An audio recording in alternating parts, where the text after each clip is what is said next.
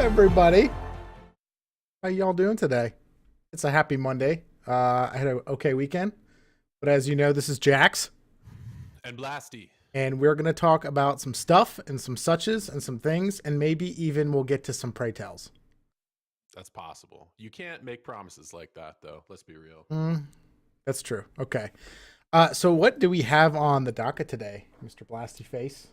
We are talking everything rating today.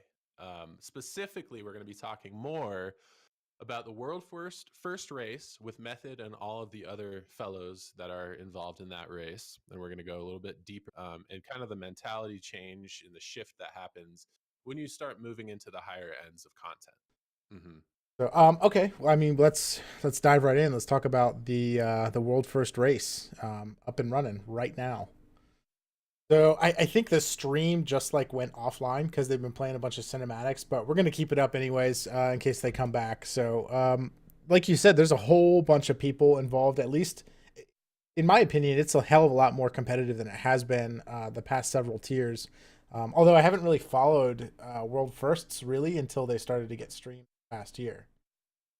So what, Yeah, I think it's great that they started streaming them. That's a really cool change that they've just made dude? They own it. recently. They've been Yeah, crushing it, man. dude. Like Yeah, talk about production value, man. They have done something with PvE content that Blizzard never could do. right. And to let someone in on something like World First Rating, where it's you're at the forefront of doing something like that. So putting it out there on video live and letting other guilds come in and potentially see what your strategies are can can really hurt your progression, or not your progression necessarily, but it can really hurt you in the sense that it's giving other teams the chance at figuring out what you're doing using your strategies and implementing them. So I don't know. We kept on talking about that, looking at the world first race this weekend, right? You know, it's like how would it actually feel to be on the cusp of killing a boss and not even really knowing what was coming next? Because there's no guides.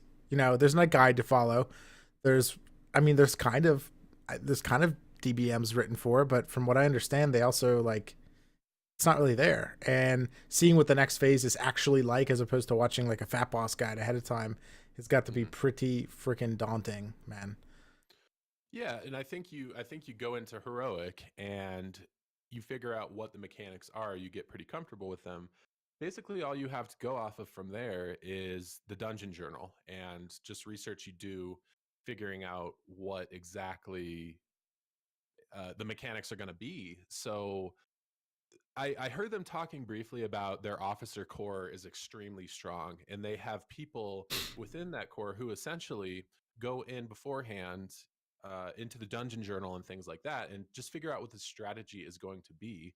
And then the team behind them comes in and just follows whatever they figured out and just does whatever they need to be doing, essentially. And then obviously, these fights take something like methods at 300 polls right now, and it takes such a long time for everyone to get on the same page and for everyone to learn mechanics. So it's a situation where you can go in and you can do all the research that you want, but at the end of the day it's not going to really help all that much when it comes to actually seeing the fight and feeling what those mechanics are like. Right. So I mean, just going back on what you just talked about with them streaming their progress on the world first boss, man. You're like you said, they're giving away something that they weren't really given when they were pushing through the content as like the leading, you know, tip of the spear kind of guild that they are. And right now we're at what 28 guilds that are 8 out of 9. So like the competition is freaking like it's fierce. Like it's no joke. I want to say it could be anybody's game, but really I think it's kind of between method and limit. So Blasted, do you what is method's best pull? Do you know? Method is 11.9%, somewhere around there. So almost getting into that sub 10% level. And I know that there is a guild somewhere out there, I'm not sure which guild it is, that was sub 5%. So on heroic and normal, that fight just ends at 5%. And we can see that on mythic, there is a whole another phase essentially that Mythic hasn't even, or Method hasn't even seen yet. So after that 5% hit, what happens? They don't know what to deal with. So basically, what they need to do now is get so comfortable with all of the other phases that they can push through pretty easily and pretty reliably. And then when they get into that final 5%, they need to learn a whole new phase from here. So there's still a lot of work that needs to be done. And 5% might seem negligible, but we don't know what the mechanics are. And they're not going to be easy. You know, they're not going to be easy on Mythic. And Right. the special thing about Mythic is that we do have an opportunity for these um, extra phases and fights, basically. Right. It's just it's so insane to think about. I hadn't watched it really too much today. I was at work all day today, and of course preparing for this little. But like you said, dude, the frustration that they have to be going through is incredible because the bits and pieces that I did catch yesterday, the amount of damage going out is absolutely insane. Like I remember, so first of all, let me comment on this. The transition from phase 1 to phase 2 when you're fighting her on the boat and then she jumps off and she freezes the ocean. That phase transition is bullshit because they are after the cinematic, the mandatory cinematic of her jumping or going out on the ocean happens. The group is already getting 3 stacks of the debuff that does like 2,000 a tick per debuff, I think is what it is. And there's like a clip out there. I'll try to find it and post it somewhere, maybe on Twitter or something like that, of them fighting her at one point where the amount of damage going out is just like massive chunks of everybody's health. And it was through 2 spirit links. Like it was an insane clip I saw, but it's just, I don't know. Maybe someday I'll feel that, like what it's like to do that, but maybe next life, because I don't know that I can sacrifice or invest enough time to ever get to that point. But so do you know, Blasty, what are some of the things that, like, I think you paid a little bit closer attention than I did. What were they doing to kind of give themselves some breathing room as they were thinking about strategy? Were they did like split runs? Do you want to talk about those a little bit? Sure. So the cool thing about the split runs is that Method didn't even go into split running until the end of the week.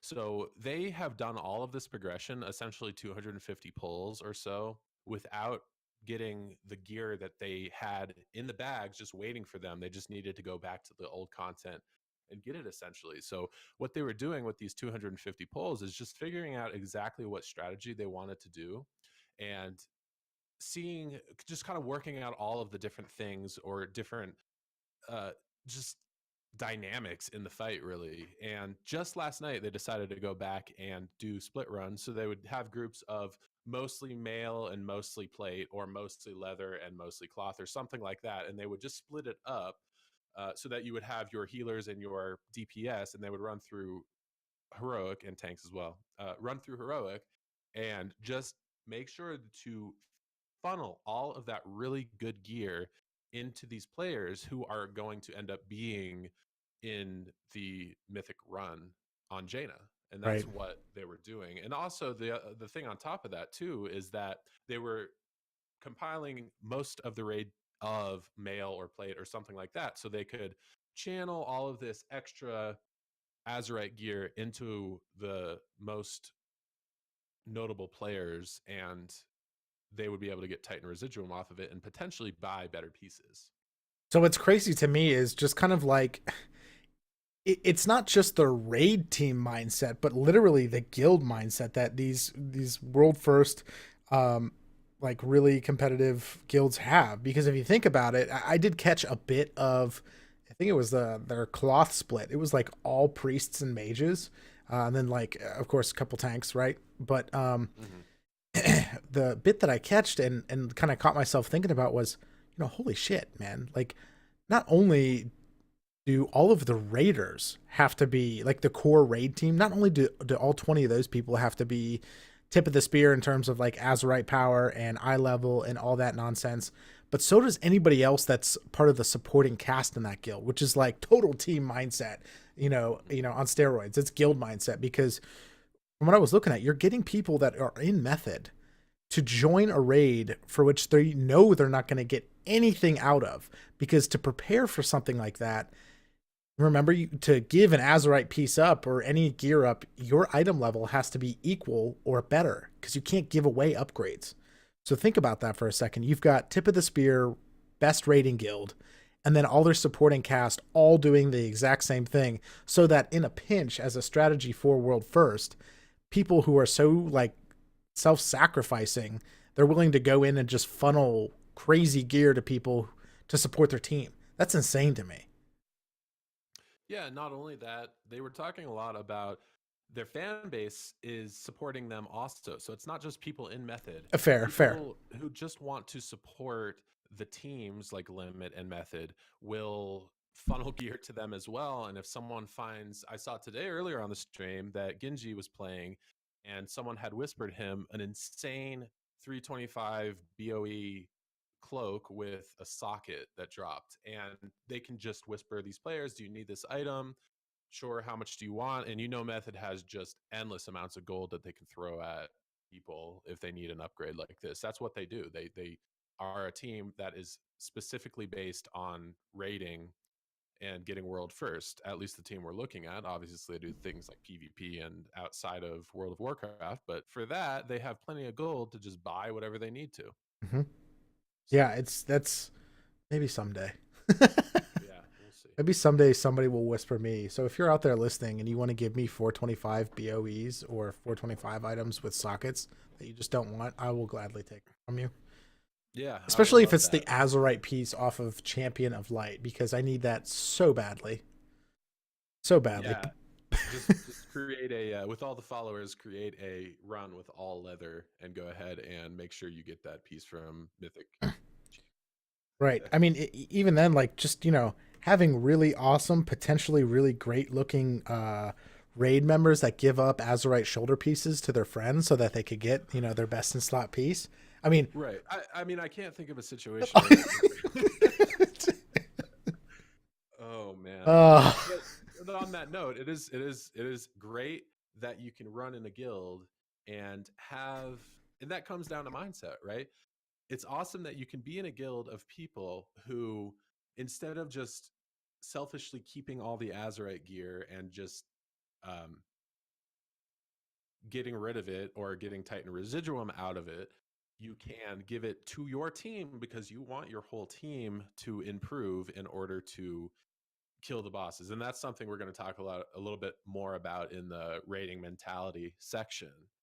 But yeah, it's just an interesting dynamic as well when it comes to Mythic raids, how they handle gear and how they funnel gear to the most important players, whereas other players are probably feeling like they're not getting much out of it. But there's also the situation where these other players aren't just sitting on the bench waiting to be called for the raid. They're just sitting there just knocking out islands, knocking out Mythic Plus, doing any possible thing that they can to, if they do get that call to come in, be as strong as possible. right. So everyone in Method, whether or not they're on this 20 progressing on Jaina, have something that they are doing for the team, whether it's passive or active. Right. Right. Yeah, that's in you touched on it a bit, man. It's all about, it's a totally different mindset of each individual that kind of cohesively funnels into a group mentality that's required. So for those listening, either here on Twitch or later on YouTube, do you want to? I feel like I'm funneling all the hard questions to you, but I'm going to continue. Do you I want don't to? like it. Yeah, I don't like it.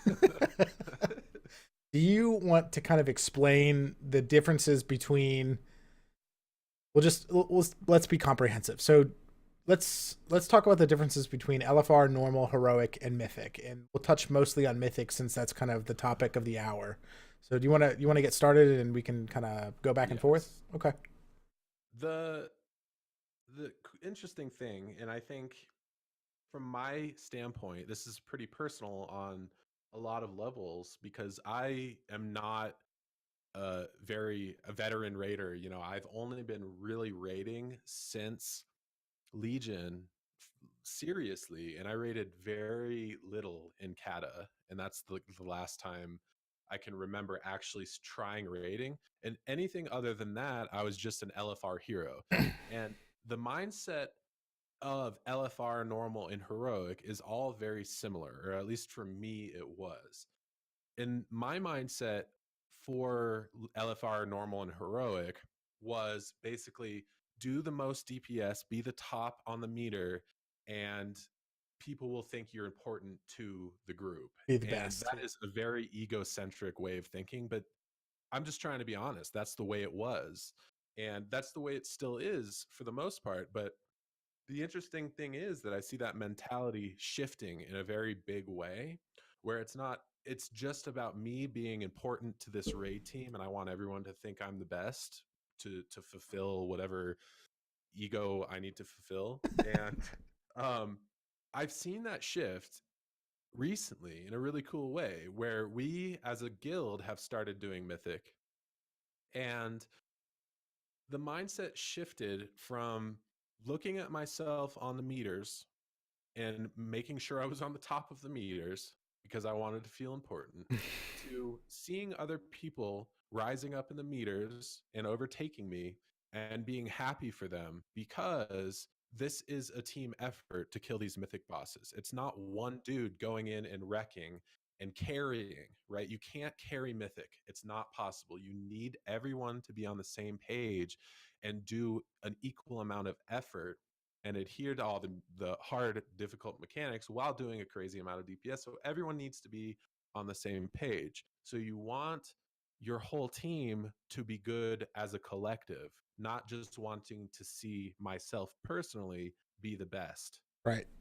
So what do you think about that? So I feel the same way, but before I kind of comment on that, I'm gonna give all of you a little history lesson on how the different raid difficulties came up. So I've been raiding since vanilla. I was 15 years old and I had no clue what I was doing.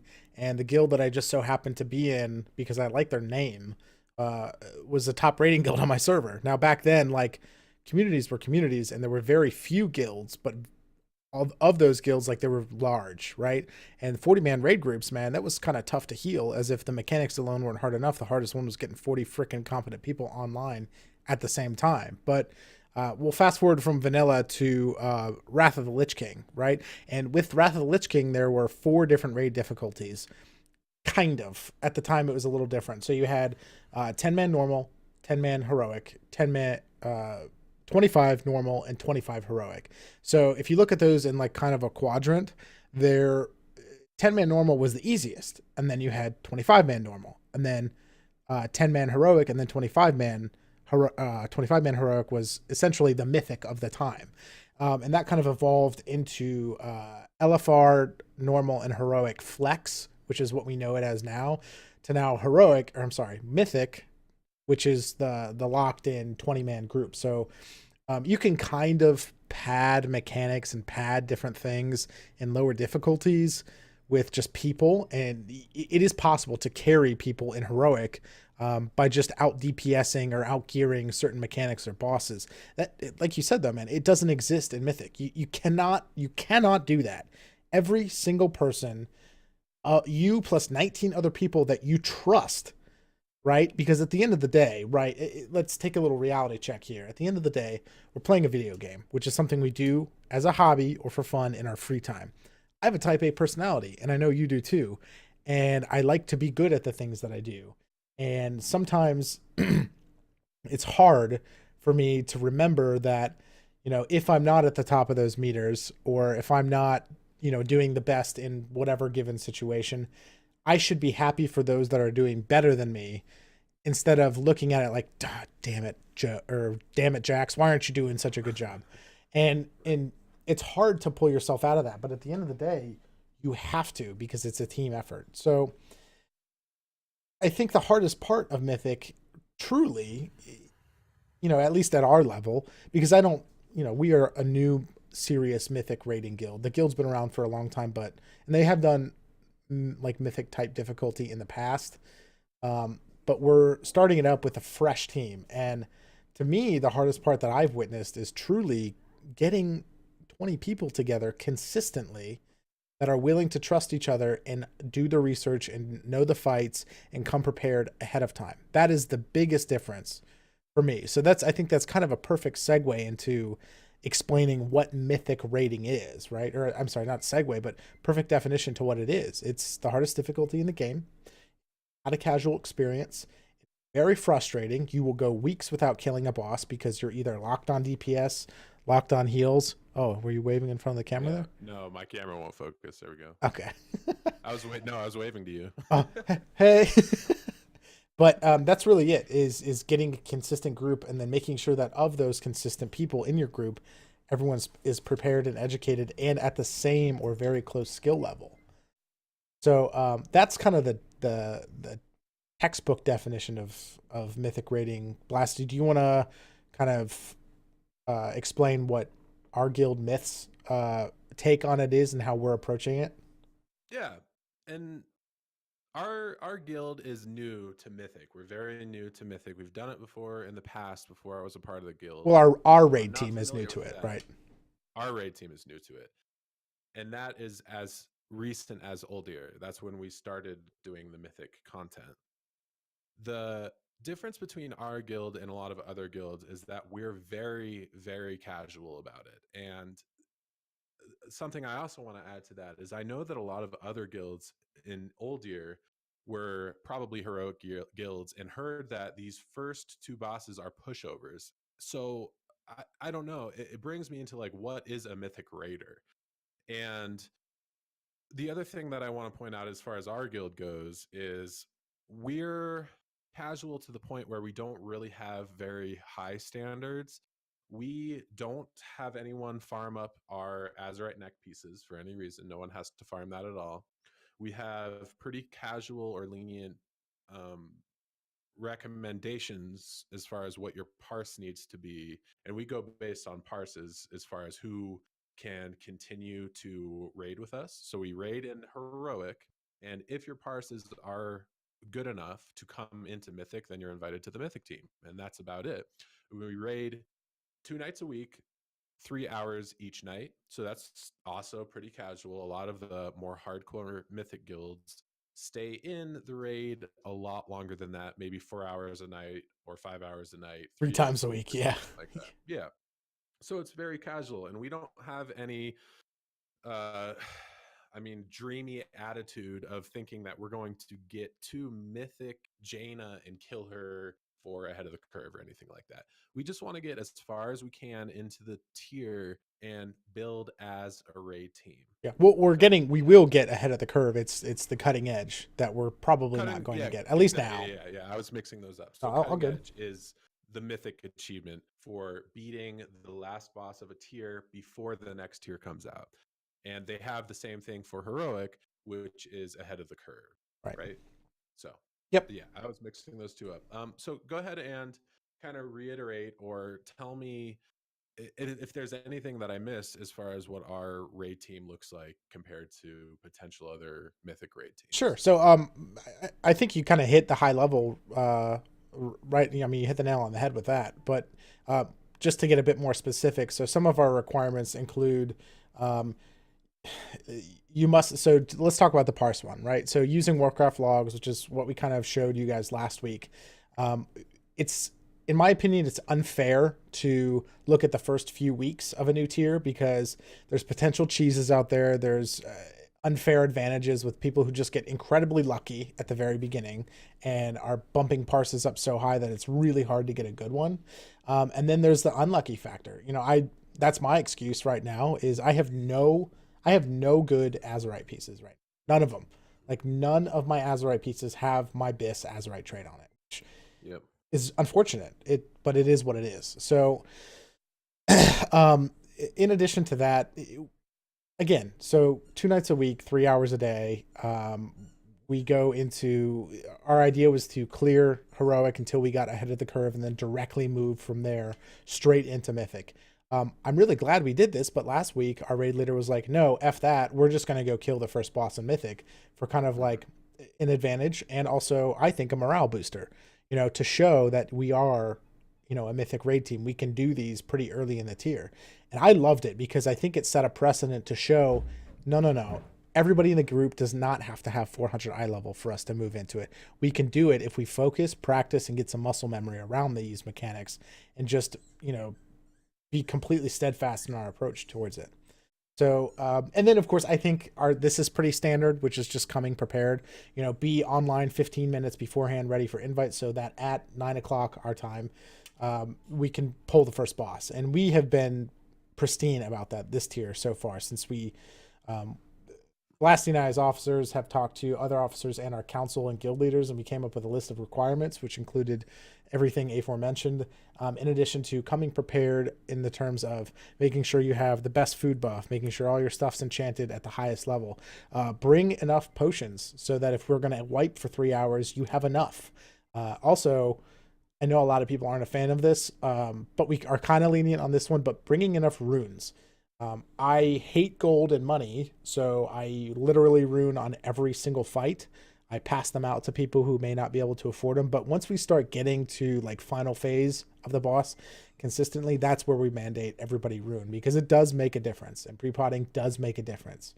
But we also have, I don't know how common this is, with a really competitive raid guild.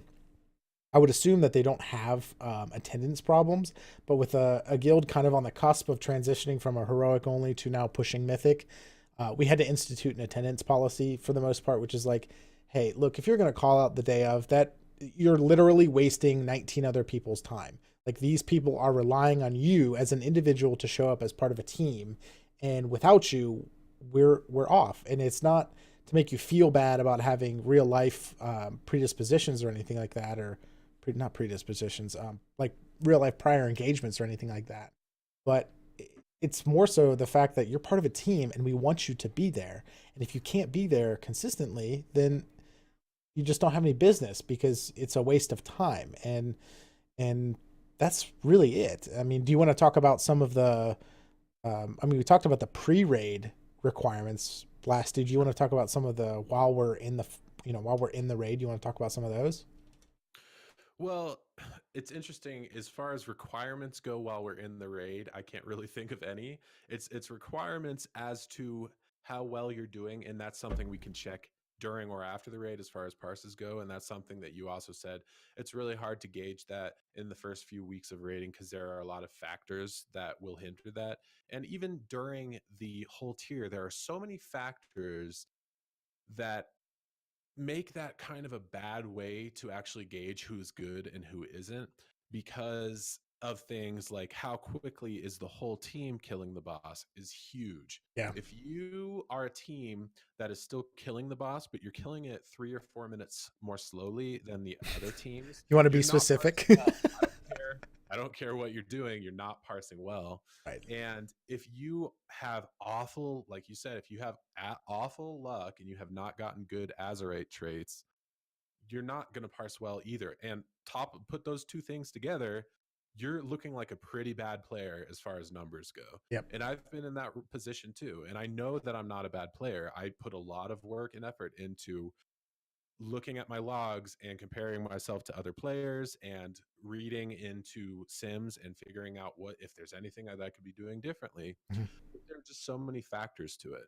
And the good players and the players that stand out are generally the players that are very, very consistent, and the players who are doing the tough jobs as far as mechanics in raids. Yeah. So just looking out for that and seeing what people are standing out and seeing what people are doing the mechanics and stuff like that. So to get specific to us and a bit more personal, you talked about how, again, so we're kind of trying to tie all these things together. At the end of the day, it's a team mentality and everybody has to be on the same page, and poor group cohesion and execution absolutely factor into those parses, like you mentioned. And a great example of that, and our logs are public, so you can go ahead and go out there and look, and if you have any advice for us, then I'd love to hear it. But last week we got Conclave down on Heroic, right? And we wiped all night long on Conclave, and that is a difficult fight because there is a shitload of RNG to that. And what do we kill it in? Like 8 minutes, man? Like, it took us like 8 minutes to kill. Yeah, which was 4 minutes longer than The I think average. one like the average, the closest guilds who were parsing in our same category, killing it 4 minutes faster. Yep. And Literally if you twice know as long. anything about yeah, if you know anything about DPS, you spike really high at the beginning of the fight, you spike really high when you lust, but as time goes on, it levels out and you're going to hit a point where you're doing kind of your baseline amount of DPS, which is going to be lower, Yep. obviously, than it was at 4 minutes if you're sitting at 8 minutes. Yep. So, So the longer the fight goes on, the lower your parse is going to be, which is not good for. It's not good for morale, man. Like it's pretty demoralizing mm, knowing that you executed everything for 8 minutes as perfect yep, as you could to go and look and see that you got a green or blue parse. That right, hurts. It hurts right, so bad. yep. Yep. And it begs the question. Okay, we're the guild that is doing this fight in 8 minutes, 4 minutes longer than the average. So what are we doing incorrectly here as a guild that's causing us to take 4 extra minutes to kill this boss? Right. Right. And how can we improve? And for those who, so say it's a healing issue or something like that, or it's a, we'll keep it true to the sense of this podcast, vlogcast, whatever. Um, what is it that other DPS players are doing incorrectly that is elongating the fight to the point where it takes us twice as long? Because those little bits and pieces of things that you can be doing correctly add up over time. I mean, you're looking at probably, so if nobody pre-pots, if nobody runes, that's, if I were to guess, the extra damage you get out of those situations is probably close to 4 or 5% of boss damage, right? Sure. And consistently doing your rotation incorrectly could be another 5 to 10% that you're doing. So I understand that some fights are way more mechanically driven and some are more RNG based, kind of like the Conclave fight, but obviously other people with a similar group comp, with a similar eye level, with a similar Azurite traits and similar history is doing this twice as fast as we are. What can we do differently next time? Now, Yeah, we haven't dived into those logs yet to find out. To be fair, because we played a lot of Yarn Baby this weekend. You that's know, right. which Unravel 2, Taking privileges. yeah, Unravel 2 is a great game. So Oh, it is awesome. Yeah, it's a lot of fun. If you're having any relationship problems with anyone, just play that game with them. Literally, it's so much what fun. did you say? Something about marriage counseling? What was it you said? Yeah, I think that all marriage counselors should probably just tell their clients to go play that game, and if it doesn't work out for them, it wasn't meant to be. Yeah, if you can't get through It the will whole fix all game, your problems. yeah, exactly. Mhm. It wasn't meant to be. Sorry. File for divorce. Move on. Let's go. So so that kind of leads us into maybe a bit more specific conversation around individual mentality versus group mentality. Could you want to Yeah, talk more on that? and yeah, I think that I see a lot because I try to do as much coaching as possible. I think that's kind of my role in the guild, and I try to just help people. But at a certain point, people need to come to you for help, I think. There's a really bad mentality in World of Warcraft that gear will fix all the problems. And that is not a good mindset to be in, I think. The reason for that is because you as a player have the capability or you can reach the max potential of your class by making particular decisions in a fight based around your class and executing your rotation perfectly. And no amount of gear will ever make up for that. So you can be kind of average at your rotation and you can get maybe like, I don't know, 15k DPS or something on a boss. You can go get another piece of gear or you can get a ton of gear. You can do your same rotation and you'll be doing 16k DPS, right?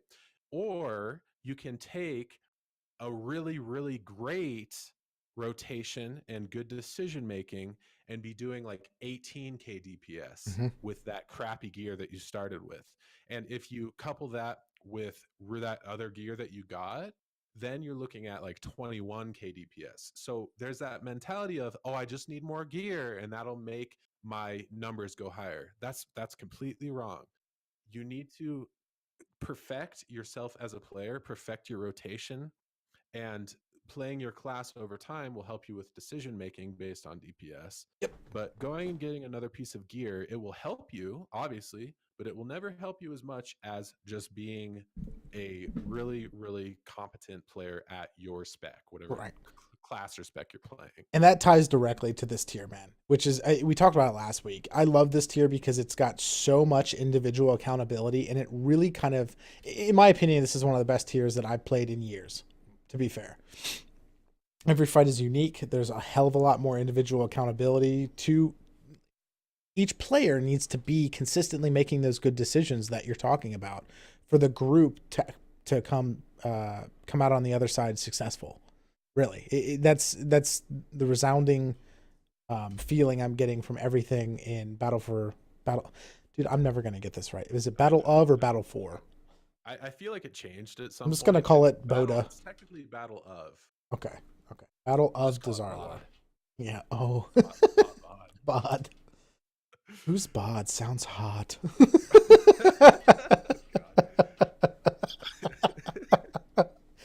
But at the same time, do you, okay, so making good decisions consistently has a lot to do with individual and group morale, because I know that when like if I jack something up on a fight, I tend to keep it to myself and I beat myself up for it. And then I then make more mistakes because I'm not really in the right mindset. And there's a lot of things that go into that and play factor into making sure that the group is focused. And, one of those things goes back to our during raid requirements, which I thought of one that we have, which is communication, right? In between pulls and pulling trash and killing stuff between bosses is kind of like the free for all fun time.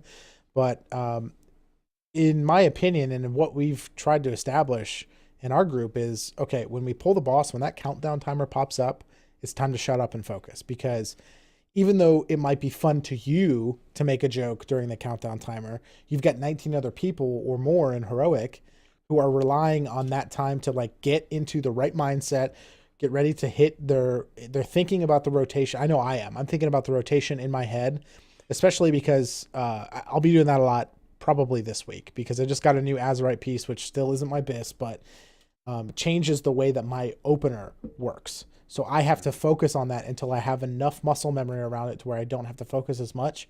But I still need to get into that mindset, because trash and mini bosses are way different than a boss pool. Mm-hmm. So I think there's something important about that, and I probably have a bigger problem with it than most people in the guild. And I think about it in a different way, and that's why. I think when you are talking and when you are messing around in Mythic, and Heroic is kind of a different story. When something is on farm and when something is just, you can go through it without having to put much mental effort into it, it's one thing. But if you are on progress, whether it be heroic or mythic or whatever, and you are making jokes and you are talking a lot and you aren't taking it seriously, it's not that you're creating a problem because you're telling jokes and stuff. It's because you're lowering the focus of other people, and whether you know it or not, people's brains work differently. And if you are fighting a boss actively and you're pulling and people are really trying to focus hard on what they're doing and optimizing their DPS, and you are making a joke or you say something that isn't relevant to whatever fight that you're currently doing, you're lowering someone's focus, and that could cause someone to screw up their rotation, which loses DPS. And that's kind of equivalent to, if you're fighting the boss facing your group, you're going to have a lot of attacks that you're doing to that boss be parried. That's kind of like along the same lines. It might be a very small DPS loss, but it's still a DPS loss. And not only are you bringing down the focus, which might hinder people's rotations, but you're also causing, I think, the morale to come down a little bit, because you might have some people who are with you on the joke and having a fun time, but it's usually one or two people or three or four people, and the rest of the team is just trying to focus. mhm. And we really do have a problem with that in our guild, and I wonder if other people do as well in their guilds. just people kind of randomly talking or randomly saying things in guild chat while a poll is happening. Yeah, and again, like this isn't like a burn on anybody who happens to be the talker in their group. It's just we're offering perspective on things to get things that you can do and actively change to just get the most out of your players and out of your raid team, because nobody Right. wants to go into a tier and wipe all night long. Nobody wants to spend forever on one boss. You go in there to be successful and get your purples, man. Like that's truly it. And if you can do these things, and understand why, so like if your raid leader is kind of a hard ass and he yells at you, luckily we don't have one of those. um or like your officers are snapping at you. I am totally guilty of that sometimes, because I get upset sometimes and I lash out. And I think that, when I do that, at least self-admittedly, it has a lot more to do with my personal attitude and perspective, which is something I have to work on. Because, me snapping or somebody getting shitty with another person is another thing that brings the group down potentially even further than, a talking during a countdown poll. But if Right. to optimize your group, it's again, it's an individual attitude, perspective, preparedness collectively across all 20 of you that's going to set the tone for how quickly or how successful you're going to be in that tier. So I've kind of spoken my piece on personal attitude. Um, and I'm going to give it to you in 1 second, but just as another tip, as far as when countdown timers go, maybe if some people don't whisper other people during the countdown timer, they won't target the wrong boss to start. Anybody like that? Oh, I've never met anyone like that personally. I Uh, don't think that's ever happened to me, specifically on Conclave, panicking and deleting the message really quick and then uh, shrouding and opening on the wrong boss. I don't think that's ever happened to me. so good, I could see it happening to some people. but definitely not you I don't. ever. No one called me out either. They just let me do it. That's so good. um, And that's another thing that comes up, and this has to do with the world first race as well. A lot of people look at method and how much time they take in between pulls. And this is definitely a topic of debate, and there's really no right answer to it. But to me, and I have no idea what method thinks and what they're doing, I'm probably sure it's like crazy strats that they're talking about and things that they could do differently. But I think personally that when you take too long in between pulls, that it really hurts the momentum of the raid, Yeah. especially when people get off topic and they start taking it as an opportunity to start joking around and not focusing in. I really do think it hurts the momentum. And that's another thing that is very abstract when you're talking about World of Warcraft, right? What is momentum anyway, other than Momentum is a one of world the demon uh, hunter talent, one right? level 110 traits that a demon hunter can pick. It's a pretty hard That's it. rotation to follow, but I choose demonic most of the time instead of momentum. Is that what you're talking about? So Yeah. momentum, as far as tiers go, right? As Jeez. far as your talent, it is the best talent, right? But it's harder to do, and I think that goes really hand in hand with rating. It's not always the easiest thing to keep momentum and to just pull over and over again like that, but it helps with momentum. so Shit. so Oh, do you have anything else that you want to add to the whole mentality discussion, I, Kevin? I don't know. I mean, again, it's remaining. So I think that we are. I think that you and I, as officers in the guild, and people who tend to be at the top of the charts to set an example, are held at a higher standard. And if we start getting shitty or we start performing poorly because our personal attitude is in the wrong place, that it spreads like wildfire, and it's never good for your group. So listen to what I say and not what I do, because sometimes I absolutely do that. It seems more often than not that I get mad, but it's just trying to remember to put yourself in the proper perspective, really.